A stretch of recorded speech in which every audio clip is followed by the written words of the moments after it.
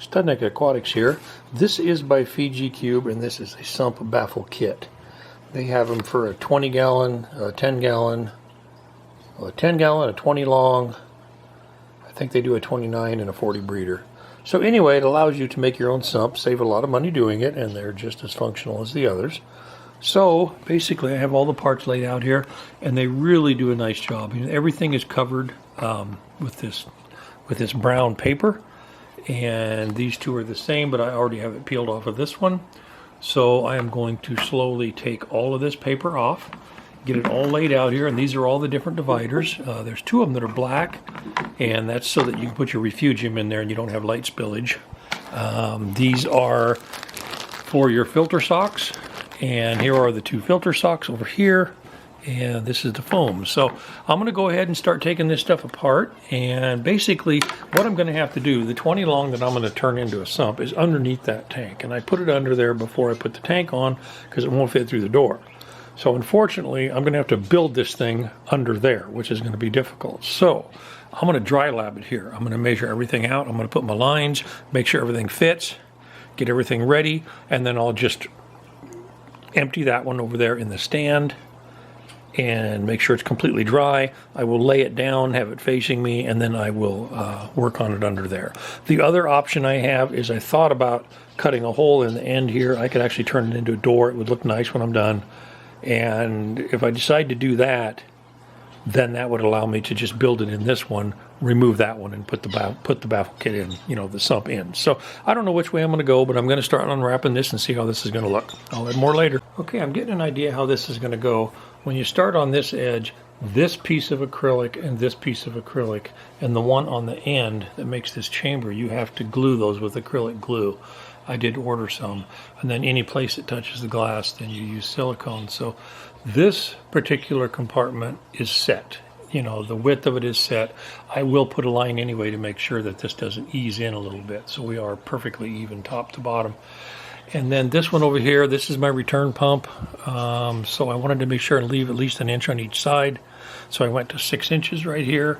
And then this one is set because this is where your bubble trap is. And then that little white one over there, right there with the set screws, that goes in there to adjust the height of the water in the chamber. So the next tricky part is I need to figure out where to put this one at, because this is going to be the refugium chamber, and this is going to be where the protein skimmer is. And I'm not sure what I'm going to do, because I'm using a hang on the back Reef Octopus Classic 100, and it's working really, really good. I have two Bevel Magus Curve 7s that work real good, but I got to reading, and this tank is not tall enough to put those in here. That's unfortunate, because that's what I was going to do, is use one that I already own. So I did some looking, and I need to find one that's made for a smaller sump that's not as tall, because I think this has to be 4.5 to 8 inches of water. So you have to find a skimmer that will match 4.5 to 8 inches. I did find one I think that'll work. It's a good brand, but it doesn't give the dimensions on exactly how wide it is. So I need to make sure that I leave this wide enough, because if I silicone this in and my skimmer don't fit, then I'm in trouble. So anyway, it's going to look nice though. I think it's going to be a really, really decent, and I'm thinking seriously about cutting a hole on the end of that, and then I'll trim it, would make a door. It'll look nice when it's done, so that I can open it up for two reasons. One, it's going to be easier to build this out here than under there. And number two, if in the future I ever have a leak in that thing, or the sump starts to go bad, or I want to replace the sump or something like that, all I have to do is open the door that I make that has hinges on it and slide it out and change it out. So I think I'm going to try to see if I can do that. I just have to make sure that this is structurally good enough to hold when I pull that off the end, which it should be. So anyway, I'm going to keep working on my Sump Baffle Kit and try to figure out what to do next. I need to get some measurements here on what that skimmer size is. So I'll add more later. I have had some more of my plumbing show up, so hopefully I can get the pipe. It's the blue pipe that I'm missing, PVC from Bulk Reef Supply. I started working on my sump, and it didn't turn out as perfect as I'd liked, because it's really difficult to do when you have to do it underneath here. I decided not to cut a hole in the end of here. I don't want to mess with the structural integrity of the stand. with that tank on it. And, you know, it's looking really, really good. I've been doing, I did a couple of these and waited 24 hours and then a couple more. And, of course, I had to use acrylic glue in order to glue the acrylic pieces together, those three. And then I just got done siliconing that piece in there, which was a little difficult to get to. And I just had some blue painter's tape holding it in place. So I'll let it sit for 24 hours. I need to vacuum it out, wipe it out really good.